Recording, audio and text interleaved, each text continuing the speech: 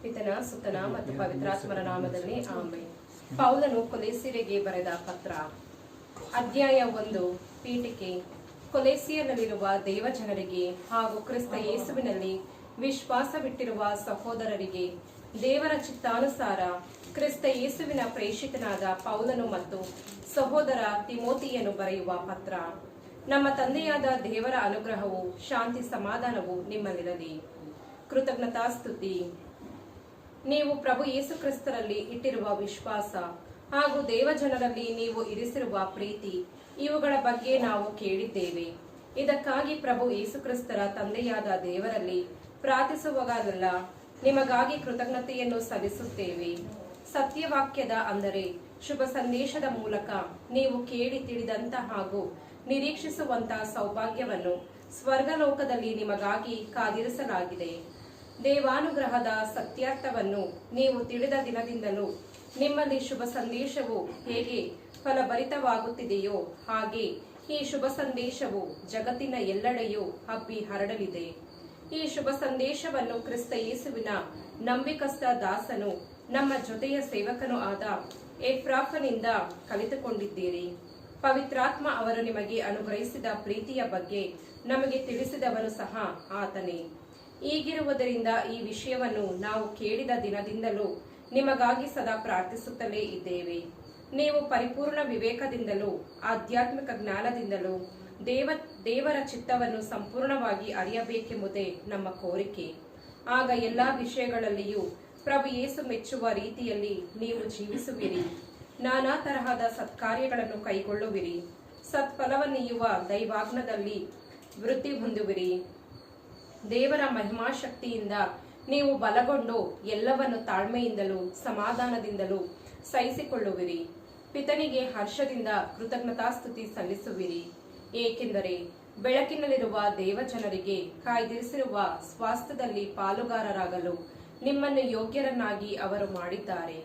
ದೇವರು ನಮ್ಮನ್ನು ಅಂಧಕಾರದ ಆಡಳಿತದಿಂದ ಬಿಡುಗಡೆ ಮಾಡಿ ತಮ್ಮ ಪುತ್ರನ ಸಾಮ್ರಾಜ್ಯಕ್ಕೆ ಸುರಕ್ಷಿತವಾಗಿ ತಂದಿದ್ದಾರೆ. ಈ ಪುತ್ರನಲ್ಲಿ ನಮಗೆ ಪಾಪ ಕ್ಷಮೆ ದೊರಕಿದೆ, ವಿಮೋಚನೆ ಲಭಿಸಿದೆ. ಕ್ರಿಸ್ತ ಯೇಸುವಿಗೆ ಸ್ತುತಿಗೀತೆ. ಅದೃಶ್ಯ ದೇವನ ಸದೃಶ್ಯ ರೂಪನು ಕ್ರಿಸ್ತ, ಸೃಷ್ಟಿಗೆಲ್ಲ ಜ್ಯೇಷ್ಠ ಪುತ್ರನಾಥ. ಇರಲಿ ಇಹದಲ್ಲಿ, ಇರಲಿ ಪರದಲ್ಲಿ, ಅಶರೀರ ಒಡೆಯರಾಗಿರಲಿ, ಒಡೆತನವಾಗಲಿ, ಅಧಿಕಾರಿಗಳಾಗಲಿ, ಅಧಿಪತ್ಯವಾಗಿರಲಿ, ಆದುದೆಲ್ಲವೂ ಆತನಲ್ಲಿ, ಆತನಿಂದ, ಆತನಿಗಾಗಿ. ಎಲ್ಲಕ್ಕೂ ಮೊದಲೇ ಇರುವನಾತ, ಸಮಸ್ತಕ್ಕೂ ಆಧಾರಭೂತ, ಸಭೆಯೆಂಬ ಶರೀರಕ್ಕೆ ಶಿರಸ್ಸಾತ, ಆದಿಸಂಭೂತ, ಆಗೆಲ್ಲದರಲ್ಲೂ ಅಗ್ರಸ್ಥ, ಸತ್ತವರಿಂದ ಮೊದಲೆದ್ದು ಬಂದನಾತ. ಆ ಸುತ್ತನಲ್ಲೇ ಇರಿಸಲು ನಿರ್ಧರಿಸಿದನು. ಪಿತದೇವ ತನ್ನ ಸರ್ವ ಸಂಪೂರ್ಣತೆಯನ್ನು ಶಿಲುಬೆಯಿಂದಾತ ಅರಿಸಿದ ರಕ್ತದಿಂದ ಆಗುತ್ತಲಿದೆ ಶಾಂತಿ ಸಮಾಧಾನ, ನಡೆದಿದೆ ದೇವರೊಡನೆ ಸಂಧಾನ. ಇಹಪರಿಗಳಿಗೆಲ್ಲ ಆತನ ಮುಖೇನ. ಹಿಂದೆ ನೀವು ಆಚಾರ ವಿಚಾರಗಳಲ್ಲಿ ಕೆಟ್ಟವರಾಗಿದ್ದರಿಂದ ದೇವರ ವಿರೋಧಿಗಳಾಗಿದ್ದು ಅವರಿಂದ ದೂರವಿದ್ದೀರಿ. ಈಗಲಾದರೂ ಯೇಸು ಕ್ರಿಸ್ತರ ದೈಹಿಕ ಮರಣದ ಫಲವಾಗಿ ನಿಮಗೂ ದೇವರಿಗೂ ಸಂಧಾನ ನಡೆದಿದೆ. ಹೀಗೆ ದೇವರು ನಿಮ್ಮನ್ನು ತಮ್ಮ ಸನ್ನಿಧಿಗೆ ಸೇರಿಸಿಕೊಳ್ಳಲು ನೀವು ಪವಿತ್ರರ, ನಿಷ್ಕಳಂಕರು, ದೋಷರಹಿತರು ಆಗಿರುವಂತೆ ಮಾಡಿದ್ದಾರೆ. ಇನ್ನು ನೀವು ವಿಶ್ವಾಸದಲ್ಲಿ ದೃಢವಾಗಿ ಮುನ್ನಡೆಯಬೇಕು. ಶುಭ ಸಂದೇಶವನ್ನು ಕೇಳಿದಾಗ ನೀವು ಹೊಂದಿದ ಭರವಸೆಯನ್ನು ಕಳೆದುಕೊಳ್ಳದಂತೆ ಜಾಗರೂಕರಾಗಿರಬೇಕು. ಪೌಲನಾದ ನಾನು ಇದೇ ಶುಭ ಸಂದೇಶದ ಪ್ರಚಾರಕ. ಈ ಶುಭ ಸಂದೇಶವನ್ನು ಜಗತ್ತಿನಲ್ಲಿರುವ ಸರ್ವ ಸೃಷ್ಟಿಗೂ ಸಾರಲಾಗುತ್ತಿದೆ. ನಿಗೂಢ ರಹಸ್ಯ. ಈಗ ನಿಮಗೋಸ್ಕರ ಸಂಕಟ ಪಡುವುದರಲ್ಲಿ ನನಗೆ ಸಂತೋಷವಿದೆ. ಕ್ರಿಸ್ತ ಯೇಸು ತಮ್ಮ ಶರೀರವಾದ ಧರ್ಮಸಭೆಗೋಸ್ಕರ ಅನುಭವಿಸಬೇಕಾದ ಯಾತನೆಗಳಲ್ಲಿ ಉಳಿದಿದ್ದನ್ನು ನಾನು ನನ್ನ ದೇಹದಲ್ಲಿ ಅನುಭವಿಸಿ ಪೂರ್ಣಗೊಳಿಸುತ್ತಿದ್ದೇನೆ. ದೇವರು ನನ್ನನ್ನು ಧರ್ಮಸಭೆಯ ದಾಸನನ್ನಾಗಿ ನೇಮಿಸಿದ್ದಾರೆ. ನಿಮ್ಮ ಹಿತಕ್ಕಾಗಿ ಒಂದು ಮಹತ್ವದ ಕಾರ್ಯವನ್ನು ನನಗೆ ವಹಿಸಿರುತ್ತಾರೆ. ಯುಗ ಯುಗಾಂತರಗಳಿಂದಲೂ ತಲತಲಾಂತರಗಳಿಂದಲೂ ನಿಗೂಢವಾಗಿದ್ದ ರಹಸ್ಯವನ್ನು, ಅಂದರೆ ತಮ್ಮ ವಾಕ್ಯವನ್ನು ಈಗ ತಮ್ಮ ಜನರಿಗೆ ದೇವರು ಪ್ರಕಟಿಸಿದ್ದಾರೆ. ಈ ರಹಸ್ಯ ಎಷ್ಟು ಶ್ರೀಮಂತವಾದದ್ದು, ಎಷ್ಟು ಮಹಿಮಾನ್ವಿತವಾದದ್ದು ಎಂಬುದನ್ನು ಎಲ್ಲಾ ಜನಾಂಗಗಳಿಗೂ ತಿಳಿಸಲು ದೇವರು ಇಚ್ಛಿಸಿದರು. ಕ್ರಿಸ್ತ ಯೇಸು ನಿಮ್ಮಲ್ಲಿದ್ದು ಮುಂದಿನ ಮಹಿಮೆಯ ನಿರೀಕ್ಷೆಗೆ ಆಧಾರವಾಗಿದ್ದಾರೆ ಎಂಬುದೇ ಈ ರಹಸ್ಯ. ನಾವು ಸಾರುತ್ತಲಿರುವುದು ಯೇಸು ಕ್ರಿಸ್ತರನ್ನೇ. ಎಲ್ಲರಿಗೂ ಬುದ್ಧಿ ಹೇಳುತ್ತಾ ಎಲ್ಲರಿಗೂ ಪೂರ್ಣ ಜ್ಞಾನವನ್ನು ಉಪದೇಶಿಸುತ್ತಾ ದೇವರ ಮುಂದೆ ಎಲ್ಲರನ್ನೂ ಕ್ರಿಸ್ತ ಯೇಸುವಿನಲ್ಲಿ ಪರಿಣಿತರನ್ನಾಗಿ ಊರ್ಜಿತಗೊಳಿಸಲು ಪ್ರಯತ್ನಿಸುತ್ತಿದ್ದೇವೆ. ನನ್ನನ್ನು ಚೇತನಗೊಳಿಸುತ್ತಿರುವ ಯೇಸು ಕ್ರಿಸ್ತರ ಶಕ್ತಿಯಿಂದ ಈ ಗುರಿಯನ್ನು ಸಾಧಿಸಲು ಶ್ರಮ ವಹಿಸಿ ಹೋರಾಡುತ್ತಿದ್ದೇನೆ. ಅಧ್ಯಾಯ 2. ಯೇಸುವಿನಲ್ಲಿ ಸ್ಥಿರ ವಿಶ್ವಾಸ. ನಿಮಗಾಗಿಯೂ ಲವದೋಕಿಯದವರಿಗಾಗಿಯೂ ಹಾಗೂ ನನ್ನ ನೇರ ಪರಿಚಯ ಇಲ್ಲದವರಿಗಾಗಿಯೂ ನಾನು ಎಷ್ಟು ಶ್ರಮಿಸುತ್ತಿದ್ದೇನೆಂಬುದನ್ನು ತಿಳಿಯಬಯಸುತ್ತೇನೆ. ಇದರಿಂದ ಅವರು ಅಂತರಂಗದಲ್ಲಿ ಉತ್ತೇಜನಗೊಂಡು ಪ್ರೀತಿಯಲ್ಲಿ ಒಂದಾಗಬೇಕು. ನೈಜ ಅರಿವಿನಿಂದ ಅವರಿಗೆ ಪೂರ್ಣ ಜ್ಞಾನ ಲಭಿಸಬೇಕು ಎಂಬುದೇ ನನ್ನ ಆಶಯ. ಆಗ ಅವರು ದೇವರ ರಹಸ್ಯವನ್ನು, ಅಂದರೆ ಕ್ರಿಸ್ತ ಯೇಸುವನ್ನು ಅರಿತುಕೊಳ್ಳಲು ಸಾಧ್ಯ. ಕ್ರಿಸ್ತ ಯೇಸುವಿನಲ್ಲಿಯೇ ಜ್ಞಾನ, ವಿವೇಕ ಎಂಬ ಸಿರಿ ಸಂಪತ್ತು ಅಡಗಿದೆ. ಯಾರು ತಮ್ಮ ಕುತರ್ಕಗಳಿಂದ ನಿಮ್ಮನ್ನು ಮೋಸಗೊಳಿಸದಿರಲಿ. ನಾನು ಶಾರೀರಿಕವಾಗಿ ನಿಮ್ಮಿಂದ ದೂರವಿದ್ದರೂ ಆತ್ಮೀಯವಾಗಿ ನಿಮ್ಮೊಂದಿಗಿದ್ದೇನೆ. ನಿಮ್ಮ ಕ್ರಮಬದ್ಧ ನಡತೆಯನ್ನು, ಕ್ರಿಸ್ತ ಯೇಸುವಿನಲ್ಲಿ ನಿಮಗಿರುವ ಸ್ಥಿರ ವಿಶ್ವಾಸವನ್ನು ನೋಡುವಾಗ ನನಗೆ ಅಮಿತಾನಂದವಾಗುತ್ತದೆ. ಯೇಸು ಕ್ರಿಸ್ತರೇ ಬದುಕಿನ ಬುನಾದಿ. ನೀವು ಕ್ರಿಸ್ತ ಯೇಸುವನ್ನು ಪ್ರಭುವಾಗಿ ಸ್ವೀಕರಿಸುವುದರಿಂದ ಅವರೊಡನೆ ಐಕ್ಯೆಯಿಂದ ಬಾಳಿರಿ. ಅವರಲ್ಲಿ ಸ್ಥಿರವಾಗಿರಿ. ಅವರನ್ನೇ ಅವಲಂಬಿಸಿ ನಿಮ್ಮ ಬಾಳೆಂಬ ಸೌಧವನ್ನು ನಿರ್ಮಿಸಿರಿ. ನೀವು ಕಲಿತುಕೊಂಡಿರುವಂತೆ ನಿಮ್ಮ ವಿಶ್ವಾಸ ಅವರಲ್ಲಿ ದೃಢವಾಗಿರಲಿ.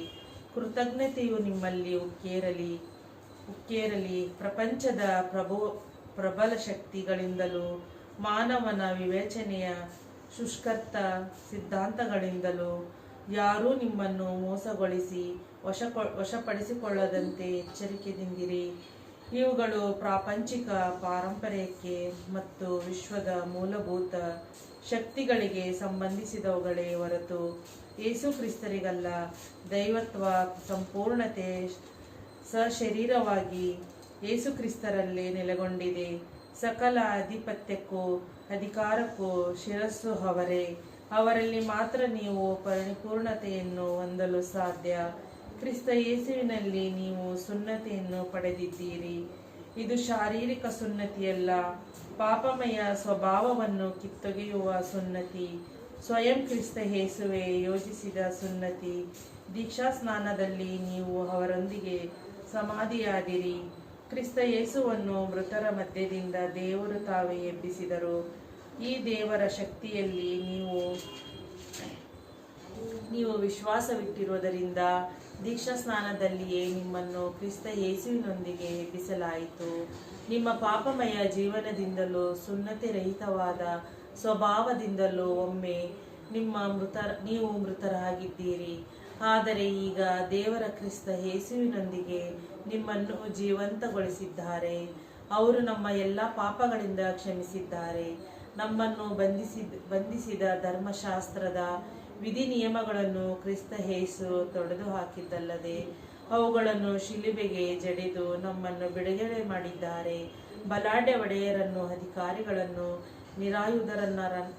ನಿರಾಯುಧರನ್ನರಾಗಿ ಮಾಡಿ ತಾವು ಗಳಿಸಿದ ಜಯದ ನಿಮಿತ್ತ ಜನರೆಲ್ಲ ಮುಂದೆ ಶಿಲುಬೆಯ ವಿಜಯೋತ್ಸವದಲ್ಲಿ ಅವರನ್ನು ಸೆರೆಯಾಳುಗಳನ್ನಾಗಿ ಪ್ರದರ್ಶಿಸಿದ್ದಾರೆ.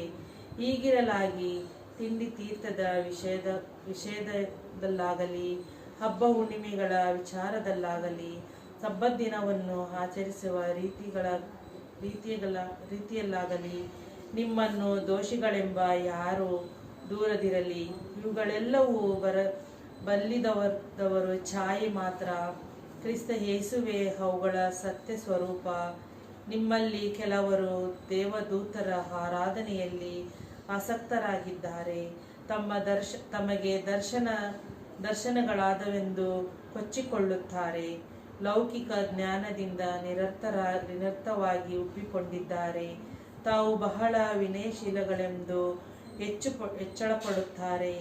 ಇಂಥವರು ನಿಮ್ಮನ್ನು ಕಡೆಗಣಿಸದಂತೆ ಎಚ್ಚರದಿಂದಿರಿ. ಇವರು ಯೇಸು ಕ್ರಿಸ್ತರೆಂಬ ಶಿರಸ್ಸಿನಿಂದ ಬೇರ್ಪಟ್ಟಿದ್ದಾರೆ. ಈ ಶಿರಸ್ಸಿನಿಂದಲೇ ಇಡೀ ದೇಹವು ಕೀಲು ನರಗಳ ಮೂಲಕ ಒಂದಾಗಿ ಸೇರಿ ಪೋಷಣೆ ಪಡೆದು ದೇವರ ನಿಯೋಜಿಸಿರುವ ಪ್ರಕಾರ ಬೆಳೆಯುತ್ತಲಿದೆ. ನವಜೀವನ. ನೀವು ಕ್ರಿಸ್ತ ಯೇಸುವಿನೊಡನೆ ಮೃತರಾಗಿರುವ ಕಾರಣ ಪ್ರಾಕೃತ ಶಕ್ತಿಗಳ ಬಂಧನದಿಂದ ಬಿಡುಗಡೆ ಹೊಂದಿದ್ದೀರಿ. ಹೀಗಿರುವಲ್ಲಿ ಪ್ರಾಪಂಚಿಕ ವಿಧಿ ನಿಯಮಗಳಿಗೆ ಒಳಪಟ್ಟು ಬಾಳುತ್ತಿರುವುದೇಕೆ?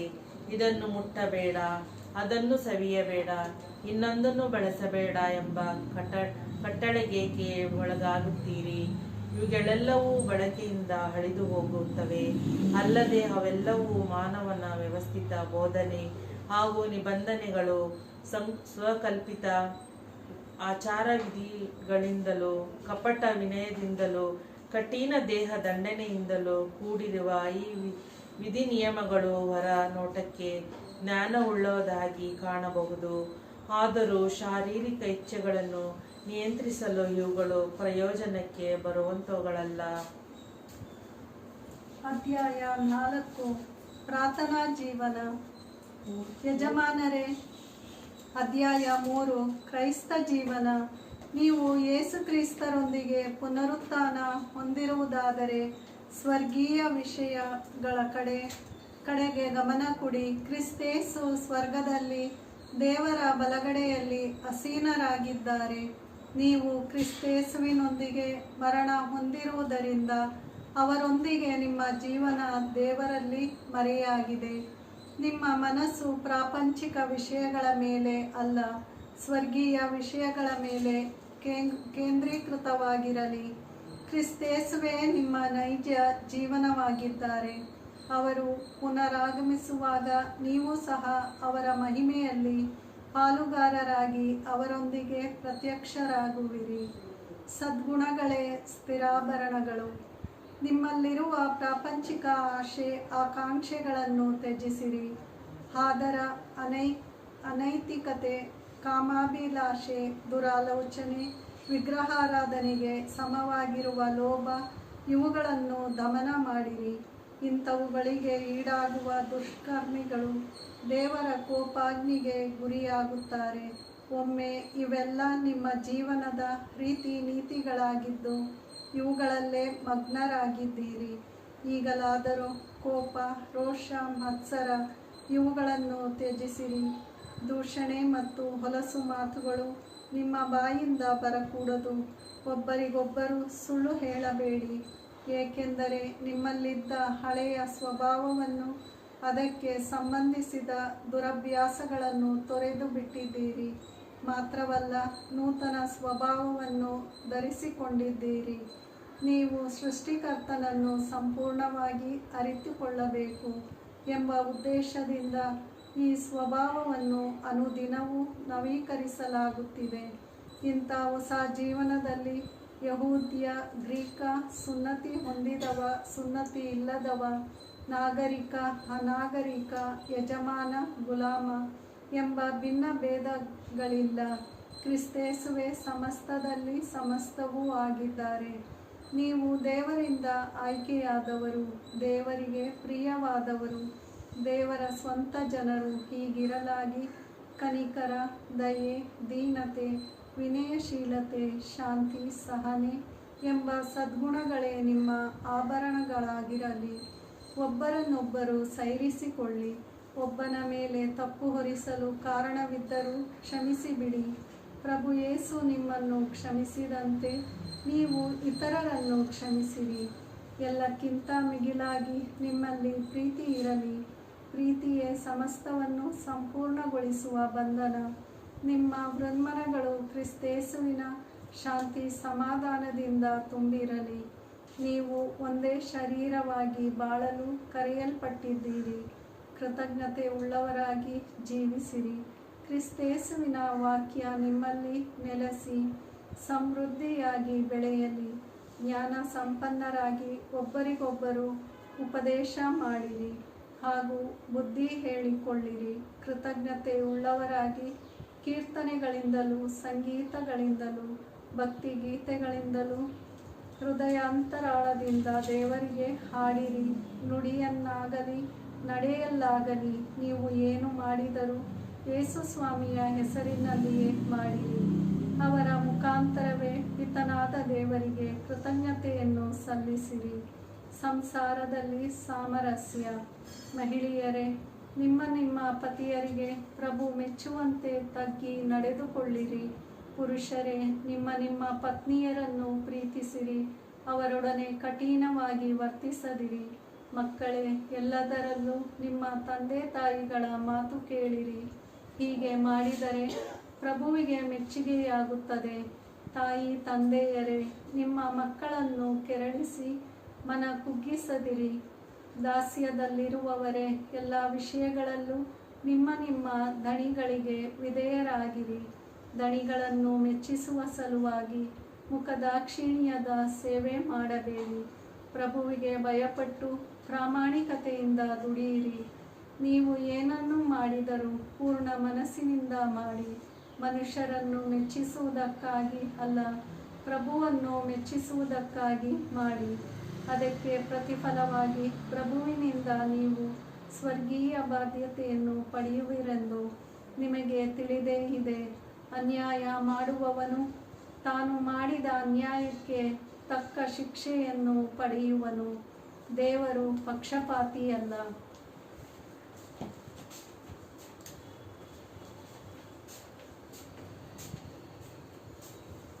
ಅಧ್ಯಾಯ 4. ಪ್ರಾರ್ಥನಾ ಜೀವನ.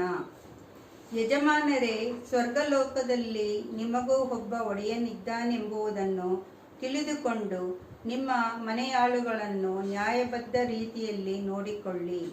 ಪ್ರಾರ್ಥನಾ ಜೀವನ ನಡೆಸಿರಿ. ಪ್ರಾರ್ಥಿಸುವವರಿಗೆಲ್ಲ ಎಚ್ಚರವಾಗಿದ್ದು ಕೃತಜ್ಞತಾ ಸ್ತುತಿಯನ್ನು ಸಲ್ಲಿಸಿರಿ. ಕ್ರಿಸ್ತ ಯೇಸುವಿನ ರಹಸ್ಯವನ್ನು ಪ್ರಚಾರಪಡಿಸಲು ನಮಗೆ ಅವಕಾಶ ದೊರಕುವಂತೆ ಪ್ರಾರ್ಥಿಸಿರಿ. ಈ ಶುಭ ಸಂದೇಶದ ನಿಮಿತ್ತವೇ ನಾನು ಸೆರೆಯಲ್ಲಿ ಇದ್ದೇನೆಂಬುದು ನಿಮಗೆ ತಿಳಿದಿದೆ. ನಾನು ಶುಭ ಸಂದೇಶವನ್ನು ಸ್ಪಷ್ಟವಾಗಿಯೂ ಸರಳವಾಗಿಯೂ ಸಾರುವಂತೆ ಪ್ರಾರ್ಥಿಸಿರಿ. ನೆರೆಯವರ ವಿಷಯದಲ್ಲಿ ಜಾಣತನದಿಂದ ವರ್ತಿಸಿರಿ. ನಿಮಗಾಗಿರುವ ಸಮಯ ಸಂದರ್ಭವನ್ನು ಸದುಪಯೋಗಪಡಿಸಿಕೊಳ್ಳಿರಿ. ನಿಮ್ಮ ಸಂಭಾಷಣೆಗಿಂತಲೂ ಹಿತಕರವಾದದ್ದು ಇತರರನ್ನು ಆಕರ್ಷಿಸುವಂತಿರಲಿ. ನೀವು ಯಾರು ಯಾರಿಗೆ ಹೇಗೆ ಉತ್ತರಿಸಬೇಕು ಎಂಬುದನ್ನು ಕಲಿತುಕೊಳ್ಳಿರಿ. ಸೆರೆಯಿಂದ ಶುಭಾಶಯ. ನಮ್ಮ ಪ್ರಿಯ ಸಹೋದರ ತುಕಿಕನು ನನ್ನ ವಿಷಯದಲ್ಲಿ ನಿಮಗೆ ಎಲ್ಲ ವರ್ತಮಾನವನ್ನು ಕೊಡುವನು. ಆತನು ಪ್ರಾಮಾಣಿಕ ಸೇವಕನು, ಪ್ರಭುವಿನ ಸೇವೆಯಲ್ಲಿ ನನ್ನ ಸಂಗಡಿಗನೂ ಆಗಿದ್ದಾನೆ. ನನ್ನ ವಿಷಯದಲ್ಲಿ ನಿಮಗೆ ಎಲ್ಲವನ್ನೂ ತಿಳಿಸಿ ನಿಮ್ಮನ್ನು ಉರಿದುಂಬಿಸಿ ಪ್ರೋತ್ಸಾಹಿಸುವುದಕ್ಕಾಗಿ ಆತನನ್ನು ನಿಮ್ಮ ಬಳಿಗೆ ಕಳುಹಿಸಿದ್ದೇನೆ. ಆತನ ಜೊತೆಯಲ್ಲಿ ನಂಬಿಕಸ್ಥನಾದ ಪ್ರಿಯ ಸಹೋದರ ಒನೇಸಿಮನು ಕಳಿಸಿದ್ದೇನೆ. ಇವನು ನಿಮ್ಮ ಊರಿನ ಸಭೆಗೆ ಸೇರಿದವನು. ಇಲ್ಲಿ ನಡೆಯುವುದನ್ನೆಲ್ಲ ಇವರು ನಿಮಗೆ ತಿಳಿಸುವರು. ನನ್ನೊಡನೆ ಸೆರೆಯಾಳಾಗಿರುವ ಅರಿಸ್ತಾರ್ಕನು, ಬಾರ್ನಬನಿಗೆ ಹತ್ತಿರದ ನೆಂಟನಾದ ಮಾರ್ಕನು ನಿಮಗೆ ಶುಭಾಶಯಗಳನ್ನು ಕಳುಹಿಸಿದ್ದಾರೆ. ಮಾರ್ಕನು ನಿಮ್ಮ ಬಳಿಗೆ ಬಂದಾಗ ಅವನನ್ನು ಸ್ವಾಗತಿಸಿರಿ. ಅವನ ವಿಷಯದಲ್ಲಿ ನಿಮಗೆ ಸಲಹೆಗಳನ್ನು ಕೊಡಲಾಗಿದೆ. ಯುಸ್ತನೆನಿಸಿಕೊಳ್ಳುವ ಯೇಸು ಕೂಡ ನಿಮಗೆ ವಂದನೆಗಳನ್ನು ತಿಳಿಸಿದ್ದಾನೆ. ಕ್ರೈಸ್ತರಾದ ಯೆಹೂದ್ಯರಲ್ಲಿ ಇವರೇ ನನ್ನೊಡನೆ ದೇವರ ಸಾಮ್ರಾಜ್ಯದ ಏಳಿಗೆಗಾಗಿ ದುಡಿಯುತ್ತಿರುವವರು. ಇವರಿಂದ ನನಗೆ ತುಂಬ ಆದರಣೆ ದೊರಕಿದೆ. ಕ್ರಿಸ್ತ ಯೇಸುವಿನ ಸೇವಕನು, ನಿಮ್ಮ ಸಭೆಗೆ ಸೇರಿದವನೂ ಆದ ಎಫ್ರಾಯನಿಂದಲೂ ನಿಮಗೆ ವಂದನೆಗಳು. ನೀವು ಮಾಡುವ ಎಲ್ಲ ಕಾರ್ಯಗಳಲ್ಲೂ ದೇವರ ಚಿತ್ತಕ್ಕೆ ವಿಧೇಯರಾಗಿ ಸ್ಥಿರ ಹಾಗೂ ಸಿದ್ಧ ಕ್ರೈಸ್ತರಾಗಿ ಬಾಳಬೇಕೆಂದು ಅವನು ನಿಮಗಾಗಿ ಸದಾ ಆಸಕ್ತಿಯಿಂದ ಪ್ರಾರ್ಥಿಸುತ್ತಿದ್ದಾನೆ. ನಿಮಗಾಗಿಯೂ ಲವೋದಿಕೀಯ ಹಾಗೂ ಹಿರೇಪೋಲಿಯದ ಜನರಿಗಾಗಿಯೂ ಆತನು ಶ್ರಮವಹಿಸಿ ದುಡಿಯುತ್ತಿದ್ದಾನೆಂಬುದಕ್ಕೆ ನಾನೇ ಸಾಕ್ಷಿ. ನಮ್ಮ ಪ್ರಿಯ ವೈದ್ಯನಾದ ಲೂಕನು, ದೇವಮಾಸನು ನಿಮಗೆ ವಂದನೆಗಳನ್ನು ತಿಳಿಸಿದ್ದಾರೆ. ಲವೋದಿಕೀಯದಲ್ಲಿರುವ ನಮ್ಮ ಸಹೋದರರು, ನಿಂಪಳು ಮತ್ತು ಆಕೆಯ ಮನೆಯಲ್ಲಿ ಸೇರುವ ಸಭೆಯವರು ಇವರೆಲ್ಲರಿಗೂ ನಮ್ಮ ಅಭಿನಂದನೆಗಳು. ಈ ಪತ್ರವನ್ನು ನೀವು ಓದಿದ ಬಳಿಕ ಲವೋದಿಕದ ಸಭೆಯವರಿಗೆ ಓದಿ ಹೇಳುವ ವ್ಯವಸ್ಥೆ ಮಾಡಿರಿ. ಅಂತೆಯೇ ಲವೋದಿಕದಿಂದ ಕಳಿಸಲಾಗುವ ಪತ್ರವನ್ನು ತರಿಸಿಕೊಂಡು ಓದಿರಿ. ತನಗೆ ಒಪ್ಪಿಸಿದ ಕೆಲಸವನ್ನು ಜವಾಬ್ದಾರಿಯಿಂದ ನಿರ್ವಹಿಸಬೇಕಾಗಿ ಅರ್ಕಿಪ್ಪನಿಗೆ ತಿಳಿಸಿರಿ. ಇದನ್ನು ಪೌಲನಾದ ನಾನೇ ಸ್ವತಃ ಬರೆಯುತ್ತಿದ್ದೇನೆ. ನಾನು ಸೆರೆಯಲ್ಲಿದ್ದೇನೆ ಎಂಬುದು ನಿಮಗೆ ನೆನಪಿರಲಿ. ಶುಭಾಶಯಗಳು. ದೇವ ಅನುಗ್ರಹ ನಿಮ್ಮಲ್ಲಿರಲಿ. ಪ್ರಭುವಿನ ವಾಕ್ಯವಿದು. ದೇವರಿಗೆ ಕೃತಜ್ಞತೆ ಸಲ್ಲಲಿ.